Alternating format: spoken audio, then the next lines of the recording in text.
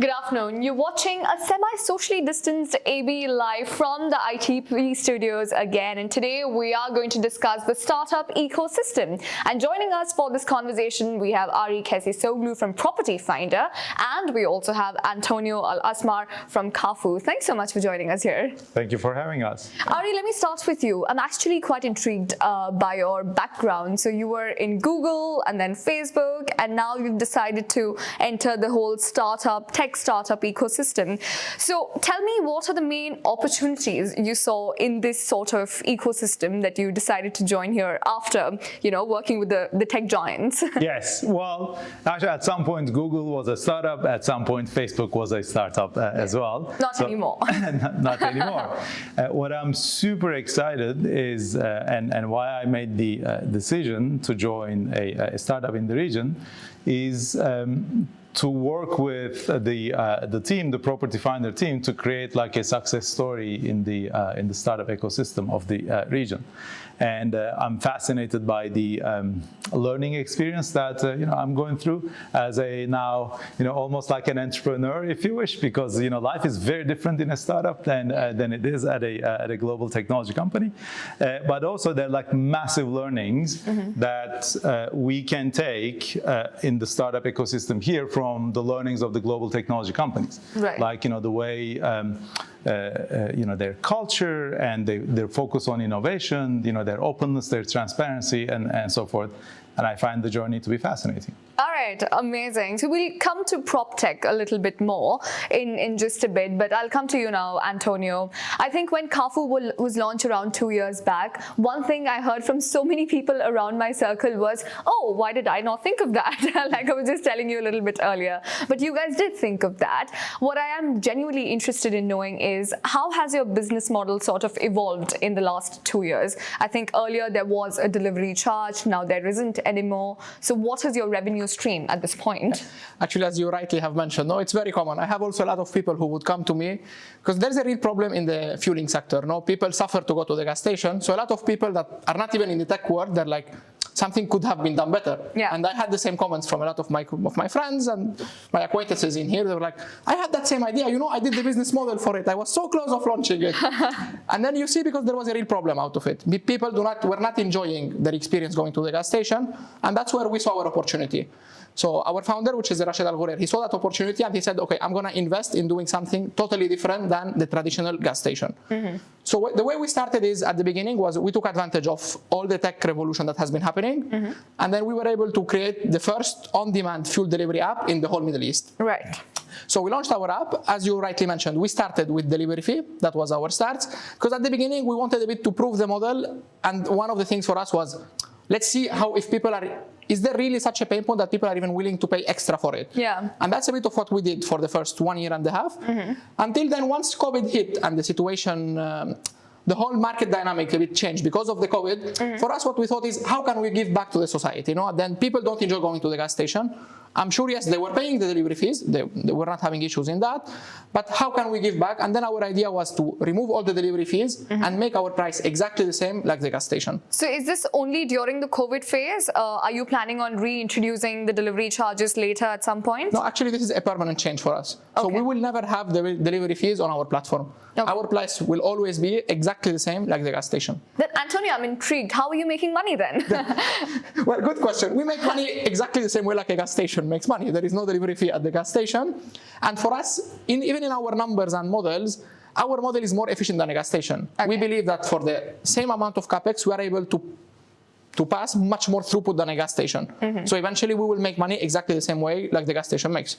We buy in wholesale, we sell in retail price, and you make money in the difference. Awesome. Right. So now that we've got a little bit of an introduction of you and of CAFU, of course, let's talk about the startup ecosystem. Since COVID hit us, the pandemic hit us this year, how have you seen the whole ecosystem change, and how is the ecosystem sort of adapting to the changes that the market is bringing along?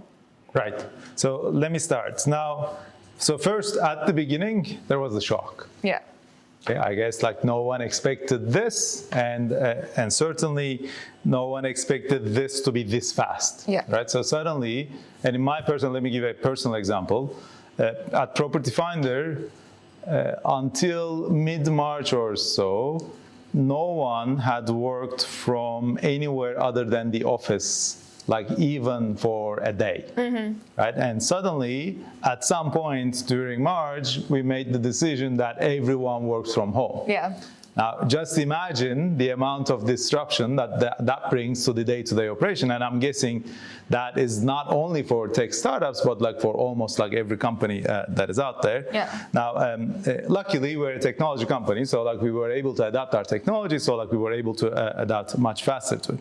Now, on the impact to the business front, there are two things. One, there's a general impact, and two, there's a specific property impact. Yeah.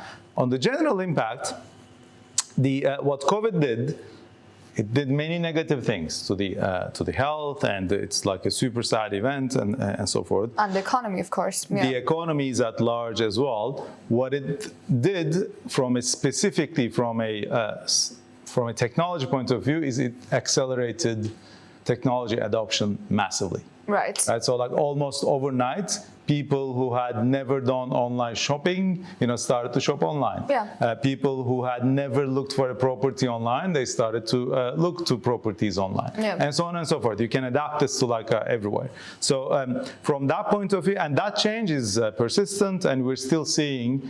So from our data, what we're seeing is our traffic is the highest it has ever been. The number of listings that we have is the highest that it has ever been. Whatever number you look at, it is the highest that it has ever been. Okay. So like that's the adoption, technology adoption part. Sorry, just on that point, I'll let you continue, of course. But then you said that obviously listings have been high, and this is the reports we've received from the other sort of listing companies as well. But it's just that your technology is linked to something that's physical, which is again linked to something that is affected by the economy at large. So when the real estate market is crashing, how does it sort of impact your operations? So surely it must have a direct impact on the way Dibizzle works or Propertyfinder works, right? Yeah. So very good point. Now, obviously, our success is depending on the underlying economies, underlying market success, which is real estate. Yeah. And let me clear one thing here. Let me clear the air. Real estate market is actually doing quite well. I knew you'd say that. And there are some sectors that have been affected negatively by COVID, like hospitality, like travel, and so on and so forth. Real estate is not one of them. Right. Now, we can speculate about the reasons. That's the outcome. I would bet that the financing opportunities has actually helped, right? So now the availability. We also have a company called Mortgage Finder, and we help people find mortgages. The applications that we have are that the number of clients that we are helping is the highest that it has ever been. Right. So because there's like a big number of mortgages available, financing opportunities, and so forth. And if you look at the transactions specifically, the best data that we have is in Dubai, and just after COVID, April, May, there's a shock period where things went down. Also operationally, people didn't know what to do, how to transact, and so forth. And then from that point onwards, it's like an upward trend. The highest the number has been was in February. And then as of September, we're like very close to that. And it's still on an upwards trend. Okay, that's actually very reassuring to know. Actually, I have the same question for you, Antonio, though, because what you do, the service you provide is linked to the physical services, which is of petrol. And obviously during the lockdown, we saw a lot of people were stuck at home. They weren't traveling as much. Were they still availing your services at that point, or did you see a plunge suddenly? Actually, very similar to what Ari mentioned. At least what we saw is during the lockdown, people stopped actually even driving. Yeah. So if they're not consuming petrol, obviously they were not even using our service. But what we started to see is people ordering in longer intervals. So whoever was ordering, let's say, once a week, started to do once a month. But what was a very clear trend for us, which has been consistent the time being, is our active users. We were able to increase our consumer base by almost 50% every single month since that point. What started to happen is people started to get scared to go to the gas station, and they were like, I'm gonna go there, I will speak to the attendant, maybe he has COVID, maybe something happens. They're like, no, let me order from the comfort of my home. Yeah. I will not see anybody, my car will have petrol. And that's a bit that whole contactless experience that we were able to provide. And which helped a lot with our with what was happening, that we were fully digitalized. Sure, there clearly is demand for the service that you provide. People, even me included, it's only during the lockdown that I started using CAFU services, and that's when I downloaded the app. What I want to know is, when you start as a startup, like you said, you've been in the business for about 2 years. Do you also have an exit strategy in mind, given that you changed your business model now? Yeah. Look, actually, we're very lucky from your traditional startups. I think a lot of the traditional startups, their key focus from the beginning would be, even before the exit strategy, how do I raise money? Yeah. Because that's the key focus of any tech company or startup that starts. Sure. We were lucky that from the beginning, our founder was fully invested into this project. He was like, look, guys, I'm committed for this project, at least for the significant future. I'm not here for the short term, and I'm willing to invest whatever it takes for us to be able to take the company forward. So we never had a bit that anxiety that startups would have, which is, how do I get the funding? Right. So that piece for us has always been, it has been sorted. Yeah. On your question on the exit plan, look, for us, at least for the short term, at least for the foreseeable future, we have the funds required for us to continue our growth trajectory. Okay. At a later point in time, yes, we might start looking into opening up to other investors or other players to come and help or fuel our growth. Right. But for the time being, we are looking, for us right now, our key objective is to grow, so we are able to get the right valuations. As you know, the sooner you start asking for external capital, the lower the valuations that you will be able to get. Absolutely. Similar point for you as well. We've seen your competition in the market, essentially the parent companies of Dubizzle and Beirut merging, and it was a huge $3.6 billion merger. We saw that happening, I think, was it last year? Sometime around last year or early this year? I can't remember. Earlier this year, and actually the real number was, I think, dirhams, not dollars. Dirhams, sorry, yes. And do you have similar plans as well, or what is that sort of merger doing to this prop tech space? So in general, I have one focus, okay, and that is to make sure that we give people the best property search experience ever. Okay, like that is our focus as a company.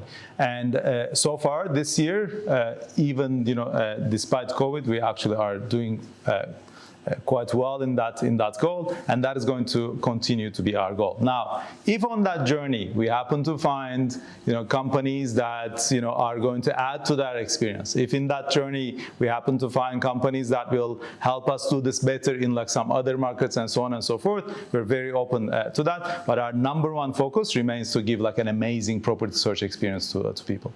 Sure. You touched upon the point of funding, and you said that you obviously come from a more secure place, considering you had a very strong investor right at the beginning. Ari, I'd like to ask you something very similar to funding, because again, Propertyfinder as a concept was started 13 years back, like you said. Yeah. At this stage, do you also still reel with the whole funding tug of war, essentially, at this point? Look, I think one thing I learned after joining a startup is that you can never, ever forget about cash. Yeah. Right? That's the one luxury that a global company gives you, which is that you don't really need to know how much money there is in the bank. Yeah. Whereas for a startup, that is always a concern. But right now we are. We're a little, further from that.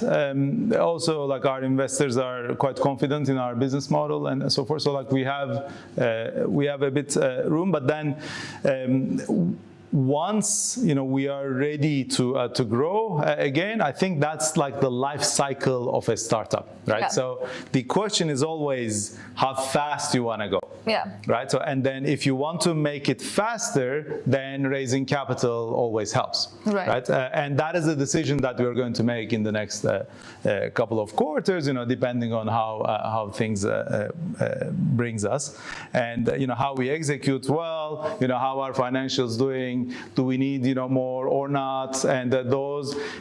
There's still the impact of like, hey, how will the economy perform? So like we'll have to have a watch and decide approach. Sure, but just for the benefit of the startup founders who are watching us at this point, right? I'm sure a lot of them have tuned in to our session right now. How is it that the founders, especially the nascent ones, position themselves or better position themselves given this sort of environment? And this question is for both of you, to attract the right kind of funding that doesn't hinder with their operations operations and their businesses. I'll start with you, Antonio. Yeah.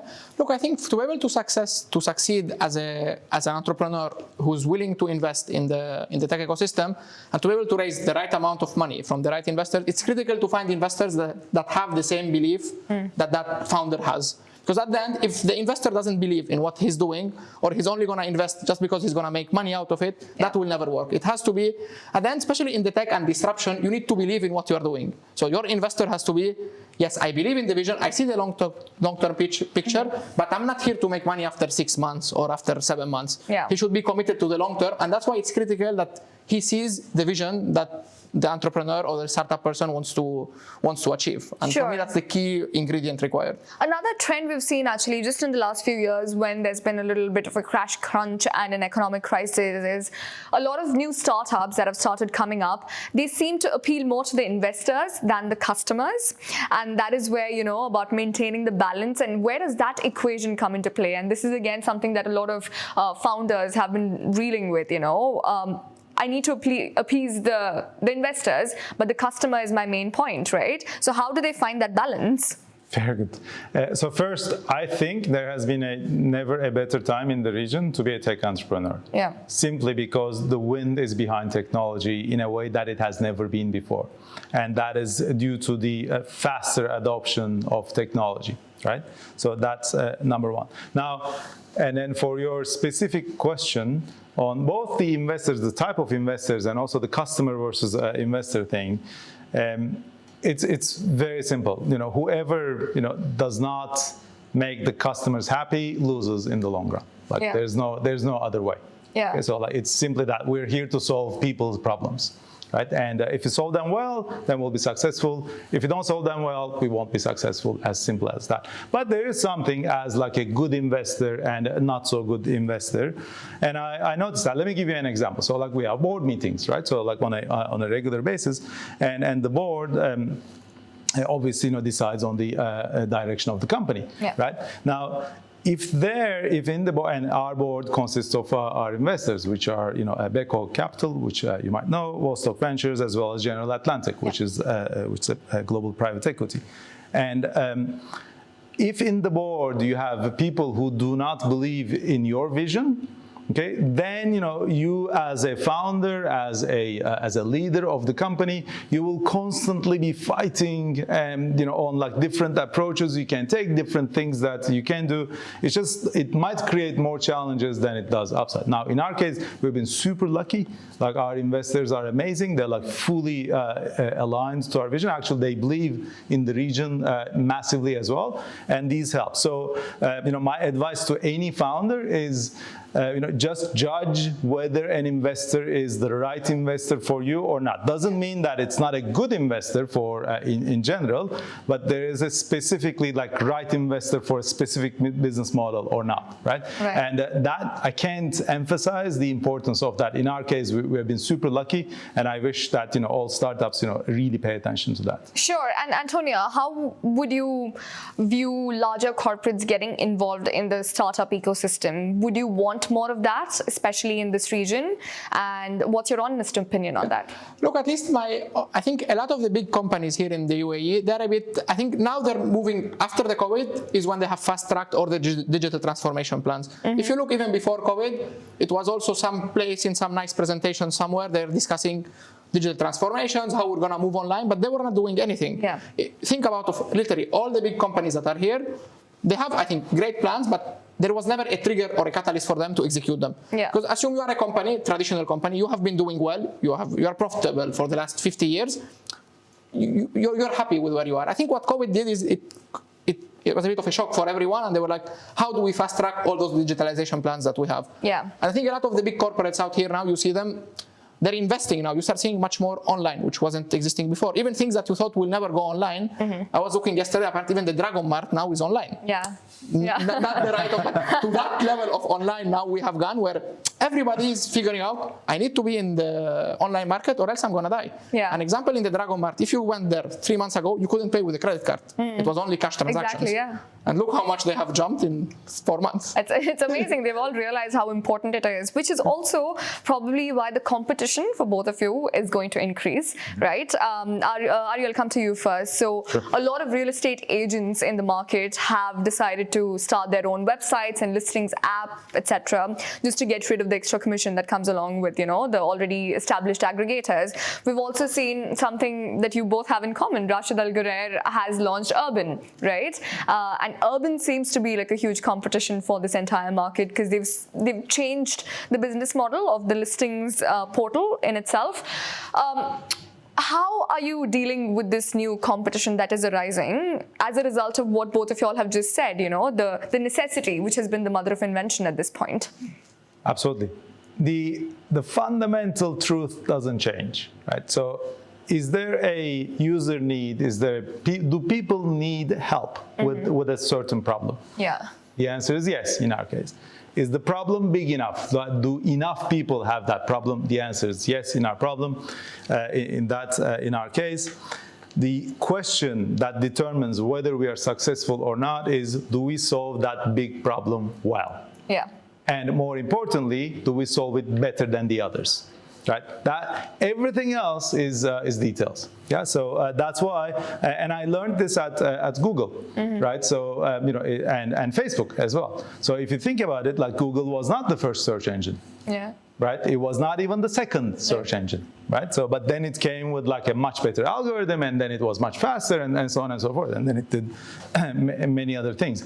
That truth doesn't change for us either. So, yes, we have competition. Yes, by the way, we have disruptors.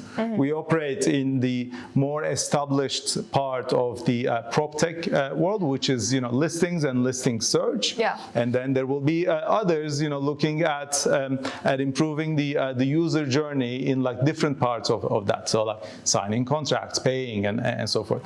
What we focus on as a company is the property search part of it. Our name is Propertyfinder, right? So like you find a property through Propertyfinder. That happens to be the more established business model, which is our focus. As for the competition, competition makes us all better, right? But the important thing is not to be obsessed about competition. It's to be obsessed about people and the problem that we're solving, which is what I'm aiming to do. Absolutely. So for you, it's a little different in terms of the scenario. There's not another fuel delivery service here, at least in this region or within the UAE. But again, because there is such a demand for it at this point, if there is another player that enters the market, how is it that you can proposition yourself to be better, like what Ari said, in that sort of scenario? Are you looking at diversifying your portfolio and offering more services? Yeah. So I think to Ari's point is the key thing for us is the same, focusing on providing a good customer experience. Right. And even we've had competition, by the way. I think at some point Enoch has launched something similar to what we were doing. And then for us, this is exciting times. And we like to see competition coming to our market because it will force us to become better. And then we will see they will need to become more efficient. We will need to become more efficient, especially that we're going to be competing. And the end winner of the competition, it will always be the consumer. I think that's the key thing that we need to keep in mind whenever we are competing for any market that we have. Another thing that we are doing right now is we have always been focused, what you mentioned, on diversification, on the fuel delivery. Yeah. What we have done right now is we have launched our Super Shine car wash. So now you can order through the CAFU app to get your car washed. We have also launched an on-site oil change with our partners ExxonMobil. So you can get your oil changed on-site while you are at home. We will be adding more and more services. So tire change, battery change. Think about anything related to car services. We want to be that platform that has the solution and that solves actual customers' problems that are out there. If competition will come and will copy us, I think that's good, but we're always going to try to be the most innovative and providing the best customer experience. Right, and during the whole journey that you've had, 13 years, 2 years combined, what are the main challenges that you faced while entering this tech startup space? I'll start with you. The main challenges for execution, the main challenges overall that arise as the management. Yeah, so from all the way from funding to where you are right now. So you probably can't tell me more about funding because less so about funding. Just started. Yeah, I'm the new guy in town. Yeah, you're the new guy in Propertyfinder. So Look, there are many things, and I think the crucial thing is, how in our case, in our phase as a company, is how we manage the growth, right? So because we have a few hundred employees at this point, we operate like in multiple countries, and so forth. So and then when the numbers are big, then it's a fundamental different equation than a startup with 5 people or a startup with 20 people. Sure. So our challenges are, look, what's the biggest consumer problem? What's the biggest user problem? And how do we solve it? Do we solve it fast? And one example I'll give you. So during COVID times, there were lockdowns. There were much more lockdowns. And when I say COVID times, not that we were out, but during the lockdown times, so let me rephrase that. So April and May.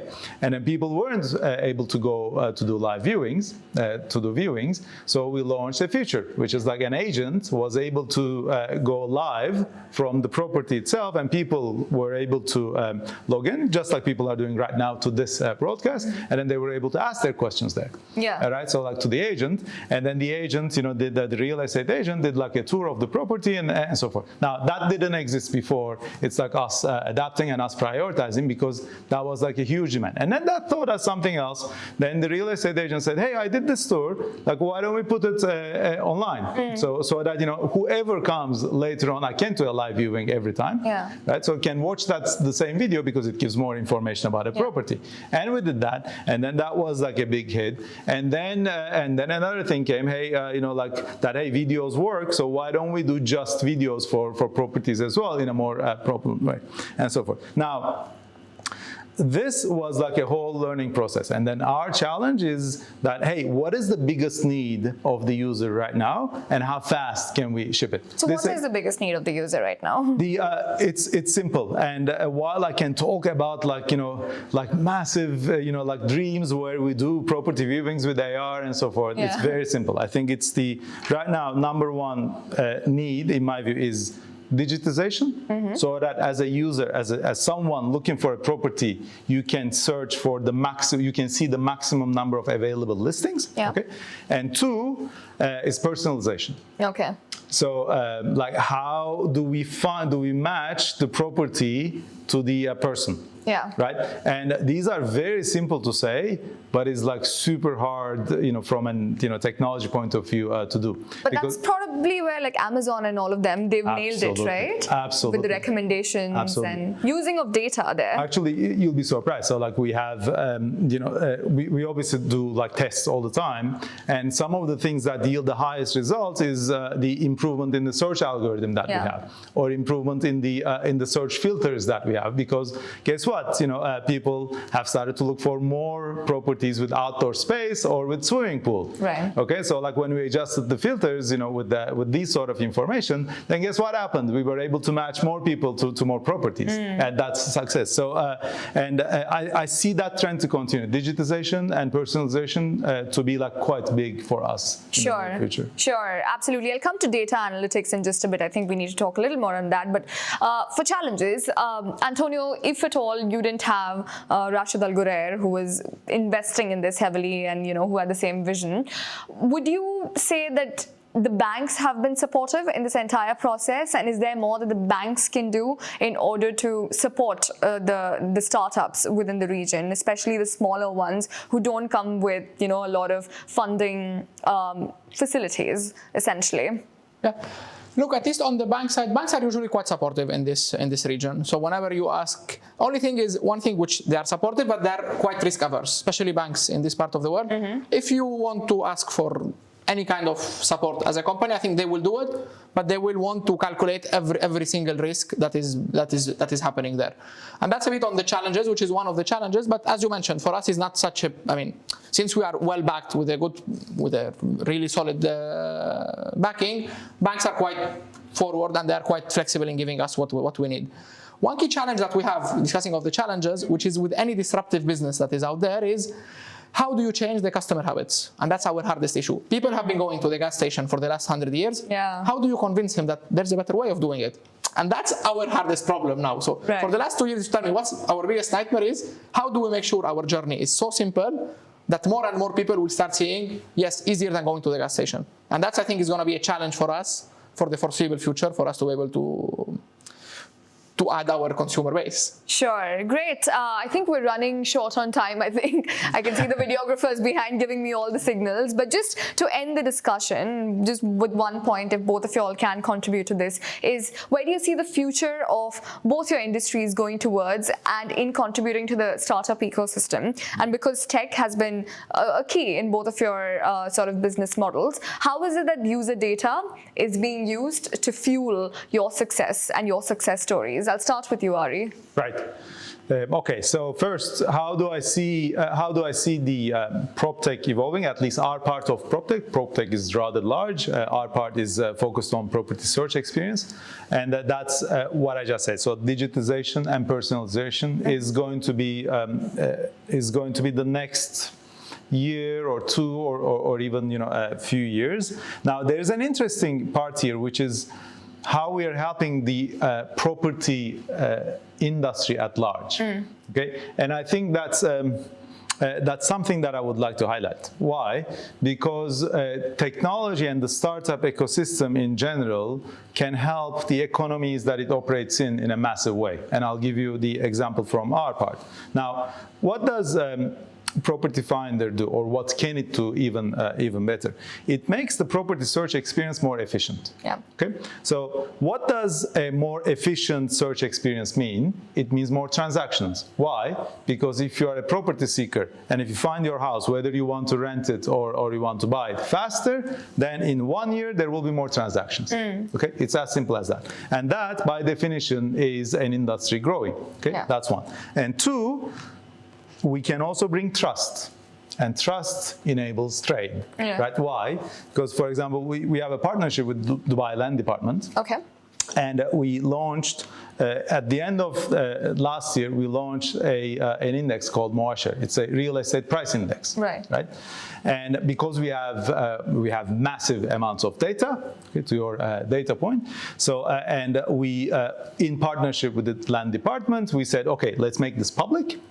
Right, so in a trend way. So we are now publishing on a periodic basis. This is how Dubai prices are doing, right? And what happened as a result is fascinating. There's a company called JLL that is a global real estate company, and one thing that it does, it publishes real estate transparency index. Right.